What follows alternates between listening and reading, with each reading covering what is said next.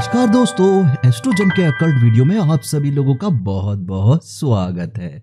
दोस्तों आज हम बात करेंगे हाथ की 4 प्रधान रेखाओं की। हम बात करेंगे भाग्य रेखा की, हम बात करेंगे हृदय रेखा की, हम बात करेंगे जीवन रेखा की और हम बात करेंगे मस्तिष्क रेखा की।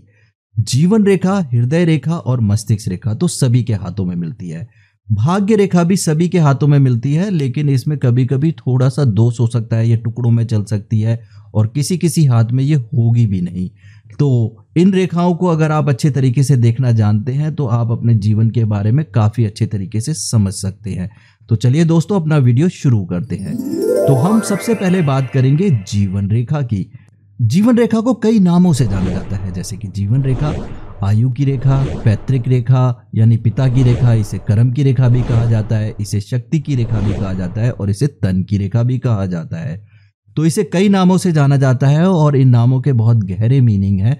तो इन नामों से हम जान सकते हैं कि जीवन रेखा हमें क्या क्या बता रही है। तो चलिए दोस्तों जीवन रेखा को समझते हैं। निम्न के मंगल से यहाँ से कर बनाती हुई एक रेखा केतु पर्वत की तरफ आती है, तो इस रेखा को जीवन रेखा कहा जाता है। यहाँ पर इसका जो स्टार्टिंग पॉइंट होता है इसे हम 0 मान के चलते हैं और इसे 80 वर्ष की आयु मान के चलते हैं। अगर किसी के हाथ में ये रेखा बहुत अच्छा कर बनाती हुई ऐसे सर्कल बनाती हो और यहाँ तक आ जाए तो ऐसे में इंसान की जो आयु रहती है वो 100 ईयर्स तक रहती है। लेकिन ये ज़्यादातर हाथों में यहाँ से लेकर के केतु पर्वत के यहाँ तक आती है। ये रेखा जितनी अच्छी होगी हमारा जीवन उतना उत्साह के साथ आगे चलेगा। दोस्तों इस रेखा पे कुछ एक साइन होते हैं, इसीलिए इसे दिशा की रेखा भी कहा जाता है। तो जीवन रेखा जो है वो आपको यहाँ से निम्न के मंगल से निकली और केतु पर्वत की तरफ यहाँ पे आई। अगर इस रेखा पे आपको ऊर्ध्वगामी रेखाएं ऊपर की तरफ जाती हुई छोटी छोटी मिलती है तो ये जीवन में उन्नति का प्रतीक है। और अगर इस रेखा पे आपको कोई ट्रायंगल का चिन्ह देखने के लिए मिलता है तो ये प्रॉपर्टी का योग है। अगर आपके हाथ में एक से अधिक ट्रायंगल बन रहे हैं तो आप एक से अधिक प्रॉपर्टी बनाएंगे। और अगर आपके हाथ में कोई बड़ा ट्रायंगल बन रहा है तो इसका मतलब है कि आप अपने जीवन में प्रॉपर्टी भी बनाएंगे और जीवन का ये जो समय है ये बहुत ही अच्छा चलेगा, इसमें आप बहुत कुछ बनाएंगे। तो जीवन रेखा पे ट्रायंगल का बनना बहुत ही शुभ माना जाता है। और अगर ये रेखा बृहस्पति पर दोमुखी हो जाती है या एक से अधिक रेखाएं इस बृहस्पति की तरफ चली जाती हैं तो ये बहुत ही शुभ स्थिति है। ऐसे में आपको प्रमोशन मिलता है और आप अपने कार्य को बढ़ाते हैं और जीवन में उन्नति का प्रतीक है। इसी प्रकार से अगर ये रेखा केतु पर्वत पर दोमुखी हो जाती है बाहर की तरफ तो ऐसे में आप अपना कार्यस्थान अपने जन्म स्थान से दूर बनाते हैं और वहीं जाकर के बस जाते हैं और वहीं पर अपना पूरा जीवन बिताते हैं। अगर ये रेखा अंदर की तरफ दोमुखी होती है तो इस केस में भी आप अपना कार्यस्थान अपने जन्म स्थान से दूर बनाते हैं। लेकिन यहाँ पर हमें एक चीज़ और समझ में आती है कि ऐसे लोग अपने जन्म स्थान से या फिर जहाँ पर इन्होंने अपने जवानी का समय या बचपन का समय बिताया होता है उससे बड़ा प्रेम होता है और जीवन के अंतिम सफर में ये वहाँ पर वापस आना चाहते हैं। दोस्तों अगर इस रेखा पर आपको मछली का चिन्ह देखने के लिए मिल जाए तो ये बहुत ही शुभ चिन्ह है, क्योंकि हाथ में मछली का चिन्ह कहीं पर भी बनता है उसे हम बहुत शुभ मानते हैं। और अगर ये जीवन रेखा पे मिल रहा है तो ऐसे में आप अपने जीवन में बहुत तरक्की करेंगे। जैसे जैसे आप अपने जीवन में कार्य करेंगे तो आप उसमें उन्नति करते जाएंगे। क्यों? क्योंकि इस दिशा रेखा पे यानी जीवन रेखा पे आपको मछली का चिन्ह मिल रहा है। तो मछली का चिन्ह जीवन रेखा पे होना बहुत ही शुभ मानते हैं और ऐसे में इंसान जीवन में बहुत तरक्की करता है। चलिए दोस्तों अब हम बात करेंगे अपनी अगली रेखा की, जिसे बोलते हैं हृदय रेखा। तो हृदय रेखा जो है वो आपको कनिष्ठा उंगली के नीचे बुध पर्वत के यहाँ से निकलती हुई एक रेखा मिलती है। इस रेखा को हृदय रेखा बोला जाता है। इस रेखा को इमोशन की रेखा यानी भावनाओं की रेखा भी कहा जाता है। दोस्तों अगर ये रेखा आगे से दोमुखी होती है और इस प्रकार से बृहस्पति पर्वत की तरफ आती है तो ऐसे में क्या होता है कि ऐसे लोगों को संतान का सुख जरूर मिलता है। ये दो मुखी कई प्रकार से हो सकती है, जैसे कि ये रेखा ऐसे निकली, जैसे मैं फिर से बनाता हूँ, ये रेखा कुछ इस प्रकार से निकली और एक रेखा यहाँ जा रही है तो भी ये दो मुखी हो गई। तो ऐसे में भी आपको संतान का सुख अपने जीवन में जरूर मिलेगा।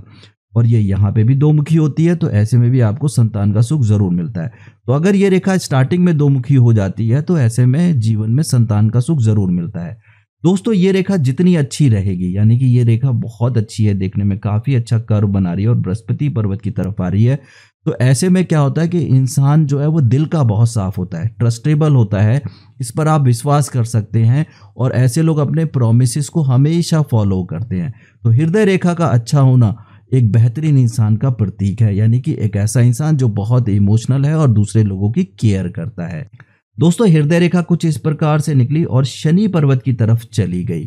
तो इस केस में क्या होता है कि इंसान जो है वो मनी ओरिएंटेड हो जाता है, अपने जीवन में बहुत पैसा कमाना चाहता है और कमाता भी है, क्योंकि जीवन का उद्देश्य जो है वह सिर्फ पैसा ही रहता है।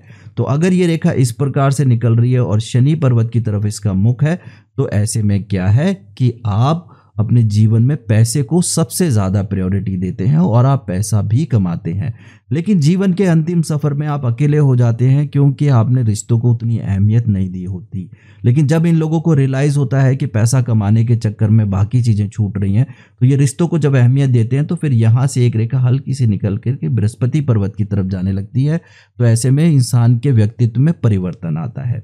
दोस्तों, अगर ये रेखा यहाँ से निकली, ठीक है, इस प्रकार से, और बृहस्पति पर्वत पर ये दोमुखी हो गई, तो बहुत ही अच्छी बात है, क्योंकि ऐसे लोग ईश्वर में बहुत अच्छी आस्था रखते हैं, क्योंकि भगवान बृहस्पति जो है वो ईश्वर से कनेक्ट करते हैं। तो जुपिटर के माउंटेन पे ये दोमुखी हो रही है या जुपिटर की तरफ इसका मुख है, तो बहुत अच्छी बात है। ऐसे में ईश्वर पे आस्था बनी रहती है और ईश्वर में विश्वास होता है, और ऐसे लोग मंदिर जाना पसंद करते हैं, ऐसे लोग पूजा पाठ करना पसंद करते हैं।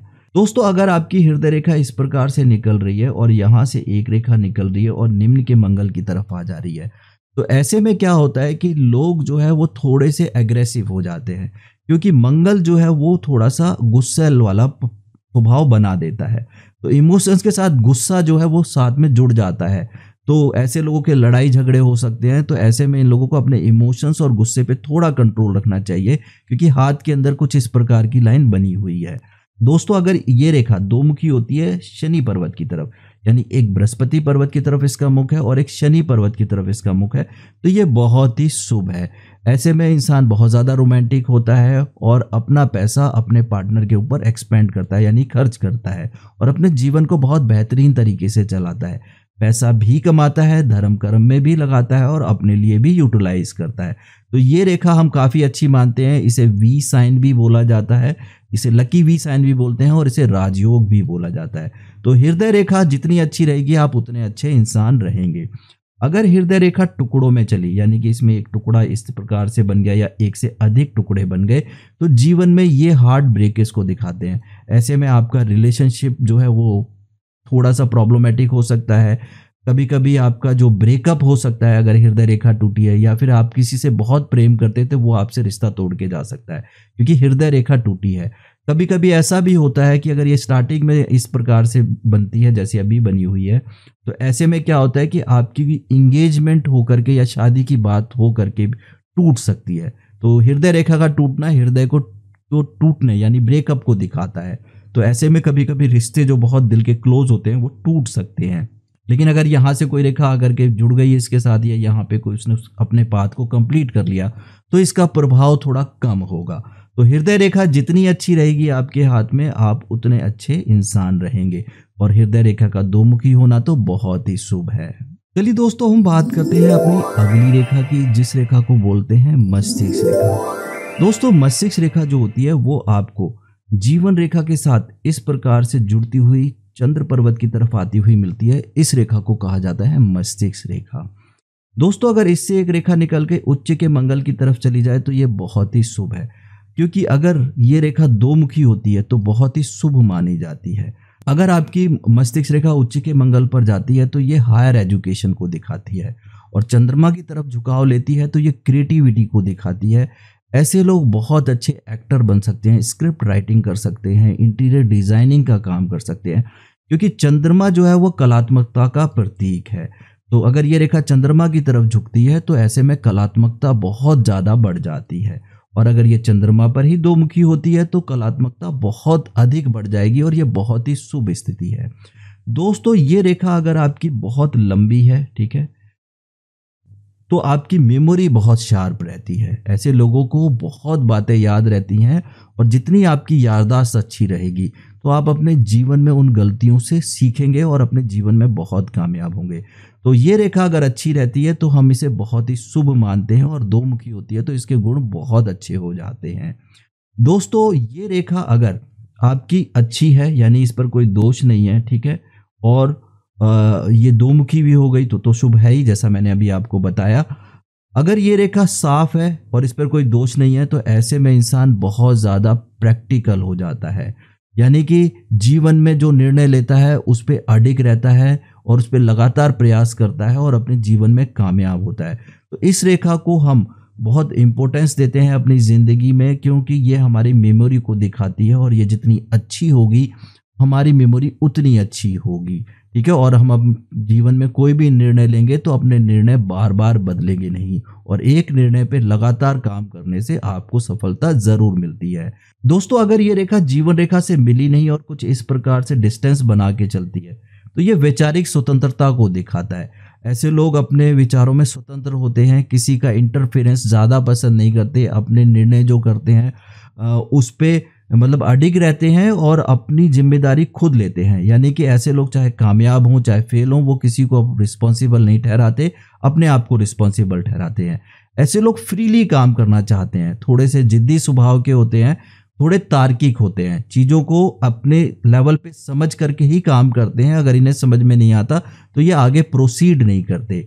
दोस्तों अगर ये रेखा बहुत ज़्यादा गैप बना लेती है तो वैचारिक स्वतंत्रता बहुत ज़्यादा बढ़ जाती है, और अगर वैचारिक स्वतंत्रता बहुत ज़्यादा बढ़ जाती है तो फिर जीवन साथी के साथ भी इनका तालमेल ठीक से नहीं बैठ पाता और ये बहुत ज़्यादा जिद्दी हो जाते हैं। अगर ये रेखा डिस्टेंस बना के चल रही है, ठीक है, थोड़ा ही डिस्टेंस है और कुछ लाइनें यहाँ पर आकर के मिल गई जीवन रेखा पे, तो फिर ये लोग बहुत अच्छे होते हैं, थोड़े जिद्दी स्वभाव के होते हैं लेकिन अपने लाइफ पार्टनर के साथ कोऑर्डिनेट कर लेते हैं। लेकिन ज़्यादातर हाथों में तो ये रेखा जो है हमें कैसी मिलती है, कुछ इस प्रकार की मिलती है, जीवन रेखा के साथ जुड़ी हुई। तो इस रेखा को मस्तिष्क रेखा बोलते हैं। ये रेखा जितनी अच्छी रहेगी आप अपने जीवन में उतने ज़्यादा प्रैक्टिकल रहेंगे और अपने निर्णयों पर उतने ज़्यादा अडिग रहेंगे। तो दोस्तों हमने समझा कि हमारे जीवन में मस्तिष्क रेखा कितना इंपॉर्टेंट रोल प्ले करती है। दोस्तों थोड़ी सी बात और, अगर ये रेखा बहुत ज़्यादा झुकाव ले जाती है नीचे की तरफ, यानी कि ये चंद्रमा की तरफ काफ़ी झुकाव ले जाए या फिर ये बहुत ही ज़्यादा झुक जाए कुछ इस प्रकार से, तो ऐसे में क्या होता है कि आपकी क्रिएटिविटी बहुत ज़्यादा बढ़ जाती है।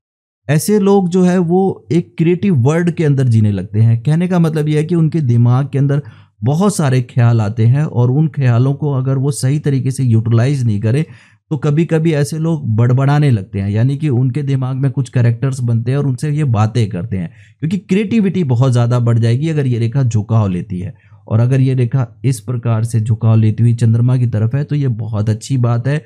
ऐसे में इंसान अपने काम के शॉर्टकट तरीके, इनोवेटिव आइडियाज़ ढूंढता है उसको जल्दी करने के लिए, तो इस रेखा को हम बहुत ही शुभ मानते हैं। तो दोस्तों हमने यह जाना कि मस्तिष्क रेखा हमारे जीवन में कैसे रोल प्ले करती है। चलिए दोस्तों वो बात करते हैं अपनी अगली रेखा की, जिस रेखा को हम बोलते हैं भाग्य रेखा। दोस्तों भाग्य रेखा जो है वो यहाँ से निकलती है, यानी कि हाथ के सेंटर से निकलती है कुछ इस प्रकार से और शरी पर्वत की तरफ जाती है। इस रेखा को भाग्य रेखा बोलते हैं। ये रेखा अगर आपके हाथ में है तो आप भाग्यशाली हैं, क्योंकि ये भाग्य रेखा है, ठीक है। दोस्तों ये जो रेखा है वो अगर निकले और मस्तिष्क रेखा पर आकर के रुक जाए तो आपका 35 से 38 साल तक आपका भाग्य बहुत अच्छा साथ देता है। और अगर ये रेखा निकले और आपकी मस्तिष्क रेखा पे रुक जाए तो 50 साल से पहले ही आपका भाग्य बहुत अच्छा साथ देता है। दोस्तों अगर ये रेखा बहुत अच्छी बनी हुई है कुछ इस प्रकार से तो आपका भाग्य जो है वो पूरा जीवन बहुत अच्छा साथ देगा।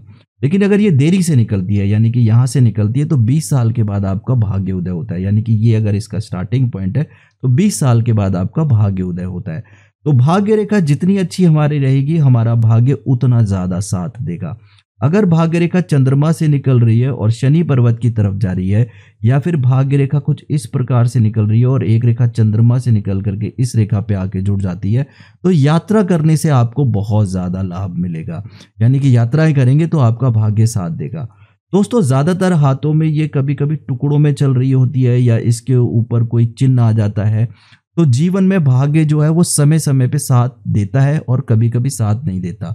तो कर्म करते रहना चाहिए और कर्म करने से फिर आपका भाग्य साथ देगा। कभी कभी देखा गया है कि भाग्य रेखा जो है वो यहाँ से निकलती है, ठीक है।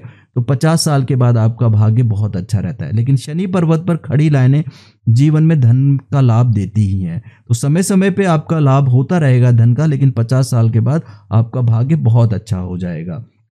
दोस्तों, अगर ये रेखा आपके हाथ में है ही नहीं तो घबराने की ज़रूरत नहीं है, क्योंकि काफ़ी हाथों में ये होती नहीं है। अगर आपके ये पर्वत बहुत अच्छे हैं और इन पर बनने वाले साइन बहुत अच्छे हैं तो भी आपका भाग्य साथ देगा।